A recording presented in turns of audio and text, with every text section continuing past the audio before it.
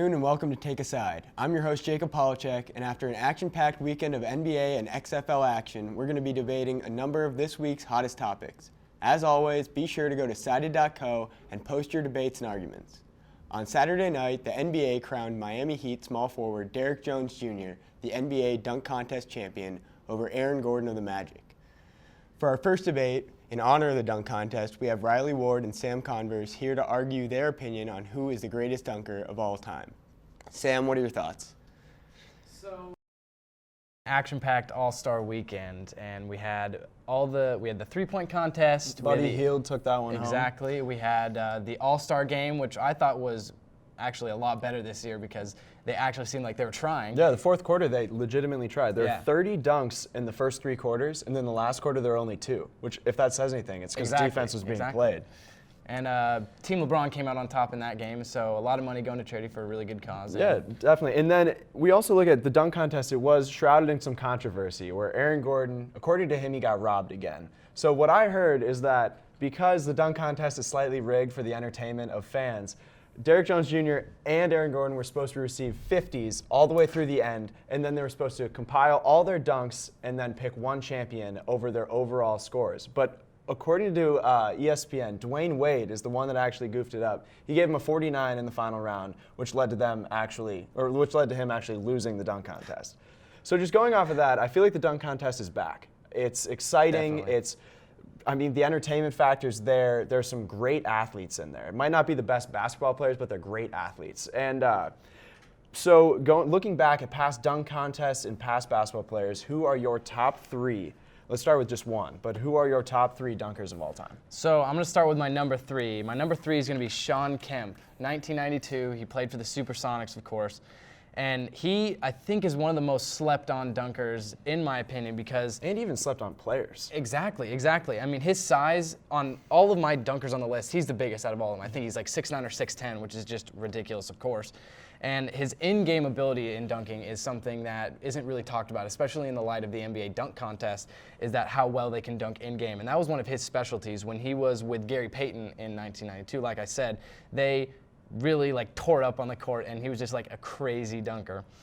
Although he was really good at dunking, he never ended up winning an NBA title, and I think it's a shame because he's really, really good. See, going off of that, my first guy, Dominique Wilkins, the human highlight reel.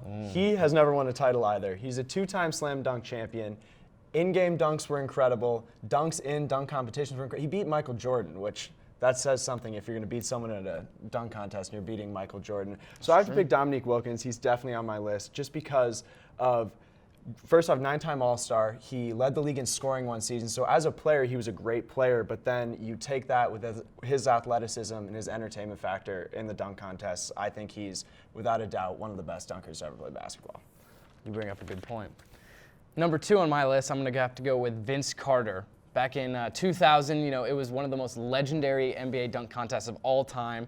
Of course, he's a 4-decade athlete in the NBA, the only one to ever do it. And in 2000, he put on one of the most legendary performances. Like, every single one of his dunk was totally insane. I think he had a reverse behind the back.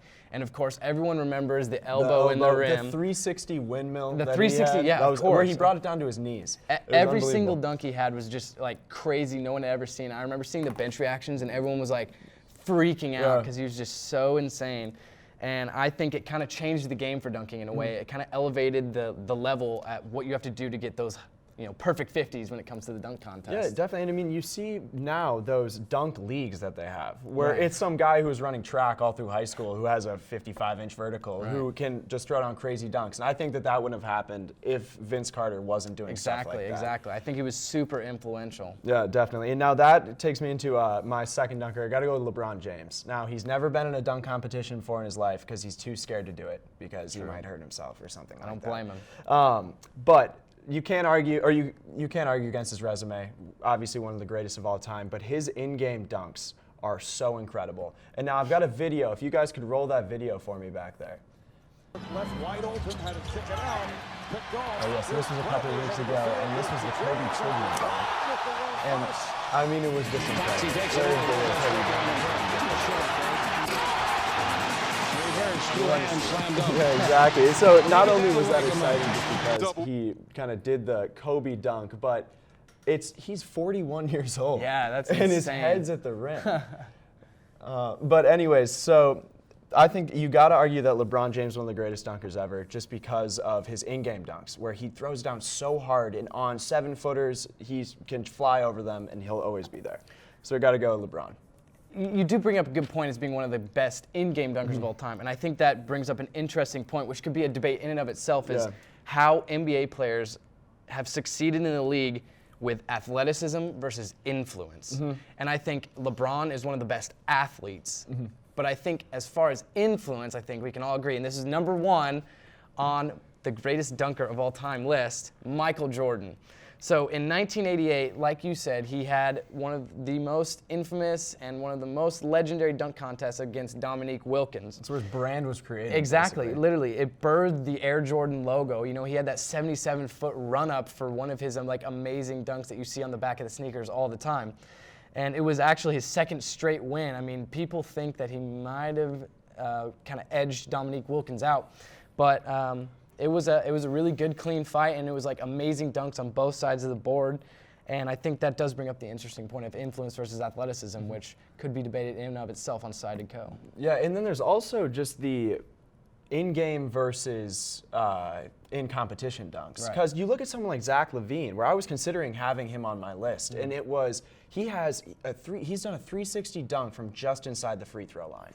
Which part of me is like, oh, that's like more impressive than some of the stuff Jordan did. But at the same time, you're talking about influence, where that was incredible. It was awesome. But then he went back to the Wolves and kept averaging. This was before he got good, 3 points a game. Yeah. So it's also like what they're contributing to the game itself. Exactly. And now my final dunker, where this goes off of the contributions, where 5'7" Spud Webb. All right, I have another video for you. If you could play this video from his dunk competition. This was against Dominique Wilkins, and this was the one that actually won him this competition. Oh no, we're playing all of them. We're gonna run through all of these. I just love watching his vertical leap, where it's I mean, just look at this. I mean, he flies above everybody, and like his vertical leap, they said it was 50 inches, and also it's just he's an improbable dunker, which I think is exciting. Where you got Jordan, who's 6'6", Dominique Wilkins, Sean Kemp, you're saying 6'9", LeBron 6'9", and then you got Spud Webb 5'7", and he's flying higher than these guys. So the reason I had to throw him in there is just because he was just that exciting to watch. Absolutely. All right, well, if you guys want to take a side on this opinion, we have our debate posted on sided.co right now. Please tell us your thoughts. I left open a caption so you could contribute a player that might have not made either of our lists. So thank you for tuning in with us. We're going to go to a quick commercial break. You may not hear it at first, but it's there. Our chant, rising.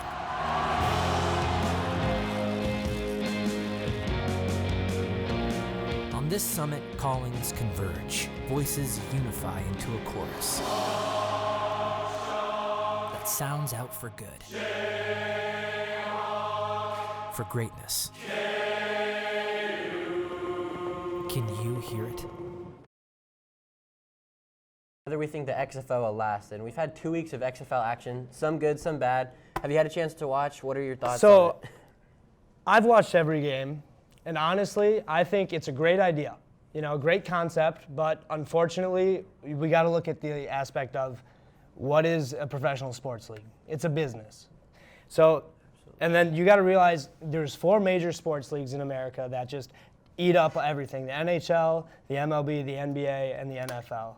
And XFL is attempting to to take viewership from the NFL and lure players that can make way more money in the NFL, almost $400,000 a year more in the NFL than the average salary of the XFL at $55,000 a year per player.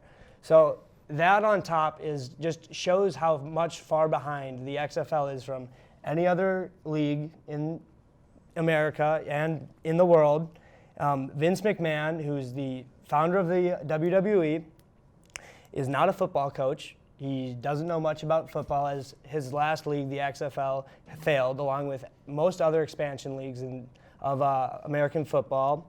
And then the idea of bringing new teams to teams that already have established cities that are fan bases, like Dallas. The Cowboys are America's team, and we have the Dallas Renegades coming out of nowhere. Well, let me stop you right there. So the problem that happened with the AAF, which was a failure, is that they put the teams in. They did Birmingham.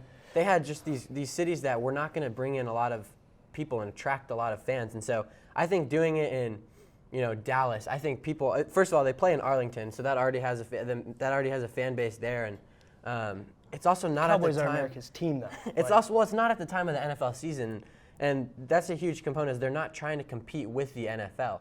They're trying to compete with college football, so I believe that the XFL will find sustained success, and that's in part of them having to take the minor league status of college football away from the NFL. So I think of college players in the NCAA who are not eligible to play, or college players who don't want to stay their junior year not getting paid when they are risking their bodies and risking injury, and they could play 10 XFL games and then move on to the NFL and get paid for those XFL games too. So I think they're not trying to compete with the NFL, and I think they know that, and they've made that statement clear. But it's that they're trying to find competition with college football. So to backtrack on that, what I think would be a very cool thing for the XFL to do would be after the bowl season's over for college football, we establish a fantasy draft, not the XFL, but just a way for the college players to get into some sort of like a 4-season mini or a 4-game mini season to help them improve their draft stock, get all the lesser known Division II guys out there.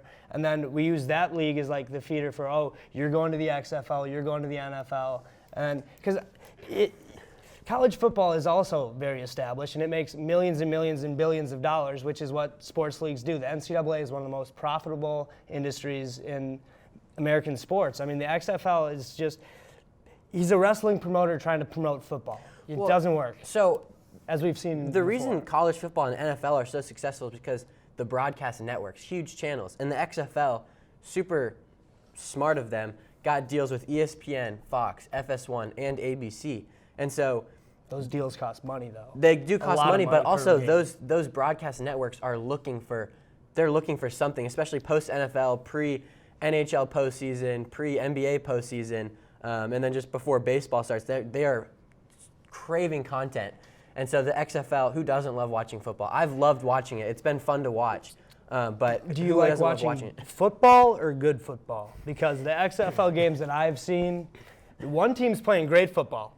The DC Defenders, they play amazing football. Shout out to the Houston Roughnecks too. They're playing really well, 2-0. I mean, but the cool part about the XFL is the fact that their sports gambling is involved. Like 20 times the amount of money that was made in the American Alliance of Football was gambled in the American Alliance of Football.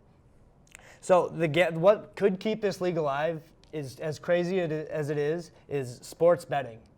Because they put the live lines on the TV, they have the over-under. It captivates a lot of people to want to gamble on the games, and it gets people involved in the game. So that's very smart on Vince McMahon to be broadcasting the lines and bring on the betting. Why not? I agree. And people love it. I think the biggest part is if you have a good XFL team, it's all based on the good quarterback. And I think actually PJ Walker and Cardell Jones are going to have another shot eventually. You see a video. We're going to have a shot eventually in our they're going to have a shot eventually in the NFL, especially with, I think you look at PJ Walker, he is so shifty and so fun to watch, and Cardell Jones just looks like a seasoned vet out there. And so I think it all will depend on how the quarterbacks play, and if you have a good quarterback, you have a good XFL team. I mean, but we have seen a lot of dropped passes, a lot of muffed punts. I mean, it's pretty clear that the talent gap between the NFL and the XFL is very, I would agree that it's significant. I would agree with that, but again, it's not necessarily, this is the first year of the league, so they're not going to have the greatest talent. They're not going to have the huge stars. You have the because they can't afford them. Exactly. You have the recognizable names, but this league just needs to build recognition, and having the big broadcast companies is just a huge help. Having ESPN. How many times you can see a minor league football game on ESPN? Well, I mean, the crazy part is of all the expansion football leagues, the only league that's lasted is NFL Europe. Lasted for decades, and it fizzled out because the NFL just continues to get better and takes the top players from every college team, everywhere. I mean, the NFL just is the three-headed monster that just dominates any other football league. For sure, tough to beat. But I do think the XFL's benefit is that they are having rules that are revolutionary. Yep. The kickoff rule makes things safer. It prevents these hard collision hits. The replay rules where you have the replay guys Really mic'd up with the refs. I don't know if the NFL refs will necessarily get behind that, but those rules are revolutionary, and I think the NFL can learn from that, and that'll only help the XFL. So in the long run. personally, I love that the coaches that are calling the plays are mic'd up. So you know what's going to come. Like all these trick plays that they're running, they're calling them on TV. I mean, it's electric. I mean, it's cool to watch when they can do it. But the problem is, can they do it consistently? And the answer that I'm seeing right now is one team can consistently do it. It all depends on sustained success. Maybe two guys, Donnell Pumphrey and Cardell Jones, are probably the two MVPs that I've seen. Yeah. It is all just we're gonna have to see how We're it gonna comes have and to if they can see. sustain I it. mean- But we are gonna take a quick break, and we will be right back after these messages. From adversity, we rose. We made history and became pioneers, voyagers, champions, Jayhawks. And when our chant rises, haunting and hallowed, Jayhawks are telling the world what's near. Victory. All right, welcome back to TakeaSide. My name is Morena, and I'm here with Sam. And for our final segment today, we're going to be discussing who the most dangerous team in the MLB is right now after a very, very, very busy offseason. So, Sam, what are your thoughts? Well, for me, it has to be the New York Yankees. They picked up Garrett Cole in the offseason to solidify the rotation, and pitching is just what the slugging Yankees needed. And last year, they only had one starting pitcher under a 4 ERA in James Paxton. Garrett Cole solidifies that rotation. Now you're looking at Garrett Cole, Tanaka, Severino, J.A. Happ, and whenever Paxton returns from injury in May, he'll be the 5th starter, and that's a deep rotation that can go far in the postseason. And a strong relieving core, too. The Yankees definitely have that. So I think, as much as I hate to say it, I think I have to go with the Dodgers because I am, as a Diamondbacks fan, biased, but I'm not delusional. The Dodgers are coming off an 106-win season. They were kind of quiet in the offseason, and then they just had a blockbuster trade in acquiring Mookie Betts and David Price from Boston. And the thing that terrifies me the most about the Dodgers is not that they have both Bellinger and Betts, who are two of the top 5 players in the league. It terrifies me more that even without those players, they would still be top contenders in the NL West. And that, to me, is just really proof of a great team, as much as it pains me to say that. I think, they had a couple of losses, but it's not really going to affect them. And I don't know, I think offensively they have so much depth. Defensively they have so much depth. I mean, Jock Peterson was a home run derby candidate last year, and now he's going to be a rotational outfielder. He's not going to start because I think you're going to have Betts, Bellinger, and Pollock in left. So I don't know. I think the depth of Los Angeles is absolutely insane.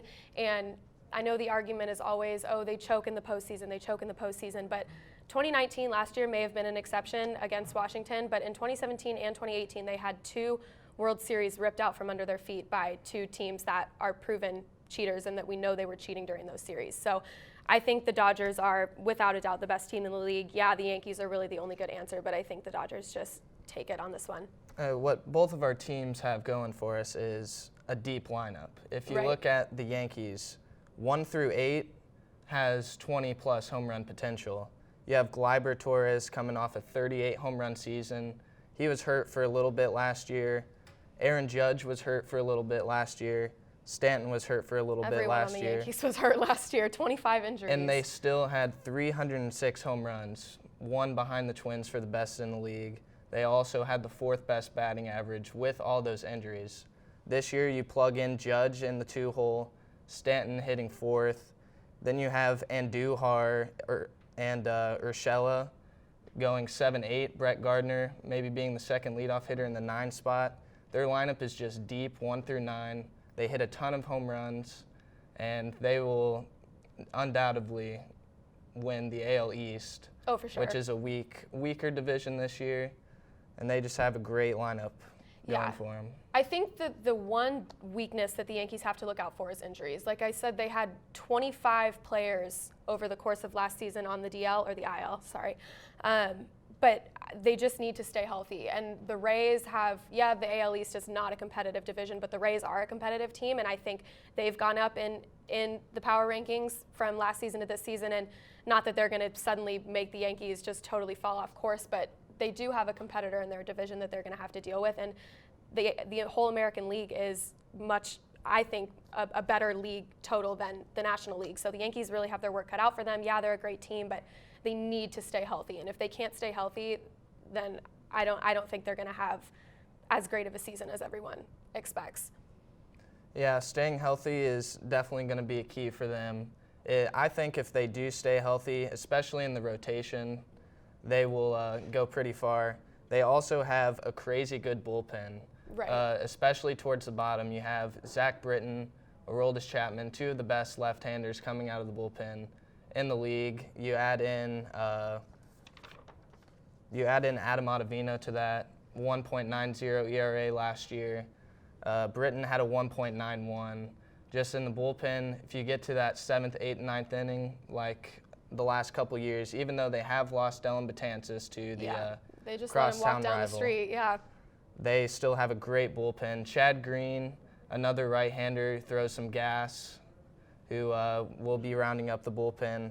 And they really just have the three pillars to win a championship. They have dominant starting pitching at the top, they have a deep power-hitting lineup, and they have a lights-out bullpen. Yeah, I think their catcher, Sanchez, really needs a lot of work this spring, and I think he's maybe the one, not a weak link because you're talking about the Yankees where he's better than probably most other catchers in the league right now, but he needs some work on his defense. His pitch framing is not that great, so I think there's definitely room for improvement on the Yankees and on the Dodgers too. There's always going to be room for improvement, but I don't know. This spring will be very telling to see how both of these teams develop and to see where they go heading into the 2020 season for sure. The Yankees are also a young team. Right. They have a lot of homegrown talent, like Aaron Judge, like Andujar, who will probably split time with Urshela playing third base this year, or even in the DH position. But they just have a lot of young guys mixed in with those veterans like Brett Gardner to make a deep run. Yeah, and a lot to prove. I think if you look at status of the players on the Dodgers, they have two MVPs. One of them, the reigning National League MVP, Clayton Kershaw, is a 3-time Cy Young Award winner. The depth and the talent of the Dodgers is so just insane, unlike anything that I've seen in such a long time. And I definitely think, potential World Series matchup. We'll have to wait and see, but it's a little too early to call it. But definitely two really great teams, and it's going to be an exciting season for sure. Absolutely. All right, well, we're going to throw it over to Jacob. Thank you for joining us. That's all the time we have for today. Be sure to go to sided.co and vote for your favorite arguments. For all of us here at TakeaSide, I'm Jacob Polachek, and we'll see you next week.